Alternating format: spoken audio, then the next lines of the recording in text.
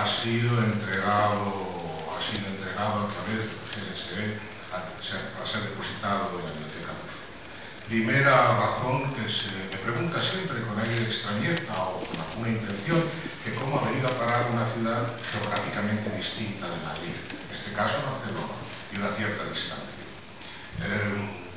A mejor parte de que eso de las distancias geográficas separan, me parece que el mundo de hoy es un atraso, y el estar condicionados por la separación no es algo más bien del Pleistoceno.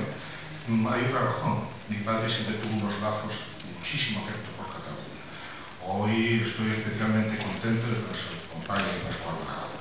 Ha sido uno de los testigos del cariño que tiene a mi padre por este país y a su forma, por ejemplo, cuando los Juegos Olímpicos, que yo sé que el señor Maragall tuvo la deferencia de agradecerlo públicamente varias veces, y de eso estaremos siempre reconocidos en familia. He tenido unas relaciones magníficas con Cataluña y no creo que sea de nadie con ningún sentido común que el afecto y las relaciones estén limitadas geográficamente y que el cariño por una parte de este Estado, en concreto por un país en Cataluña, tenga por qué evitar el que vaya ahí al archivo. La primera razón, separación geográfica, no me parece ni intelectualmente correcta. La segunda, que es más complicada, es el porqué de un sitio que es la masonería. Bueno. En primer lugar, es un patronato. En segundo lugar, es una biblioteca pública. En tercer lugar, está bajo la capa, el paraguas de una institución extranjera, como es el Ayuntamiento de Barcelona, como es quien está en un sitio absolutamente respetable. Que evidentemente tenga un origen masón y que pueda haber una influencia masónica. Para aquellos que se sientan molestos por el tema, pues solamente puedo decir, pues no sé, que estudien el tema.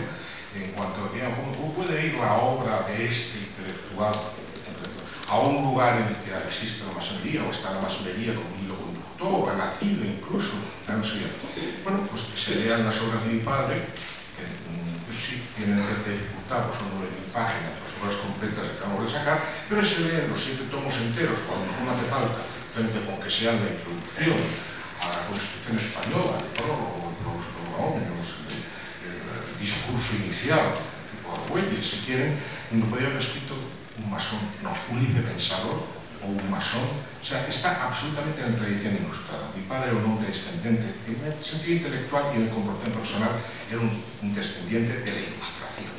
Era un ejemplo de ilustrado en el siglo XX. Y eso, yo digo, podría estar perfectamente en un lugar donde reine el libre pensamiento y donde eso funciona. No hay problema ni choque ideológico alguno, porque mi padre, únicamente, no era masón.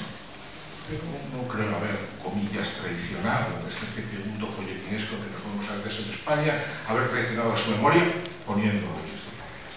Y tercero, y muy importante, es una excelente biblioteca. Y se lo dice a alguien que ha estado visitando algunas bibliotecas para escoger.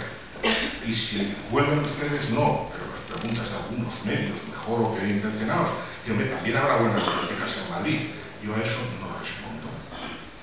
Entonces, bueno, con esto dejo ya el discurso y simplemente agradecerles de nuevo el cariño que me han acogido a mi mujer y a mí. Agradecer de nuevo las palabras a Jordi Farrerons, donde ha dicho en varios sitios que puede descansar tranquila la familia porque va a estar en buenas manos. Yo estoy seguro de que va a estar en buenas manos la del Ayuntamiento de Barcelona y buenas manos la gente que está rodando y en el día a día de la luz. Tengo por ejemplo, y desde luego Jordi. Con esto, señoras y señores, agradezco su atención. Les doy las gracias a todos ustedes, el cariño se nota y cada vez que mi mujer y yo venimos a Cataluña notamos ese camino con y sin cesión. De modo que se conoce que tenemos cierta empatía con la nación catalana. Muchas gracias.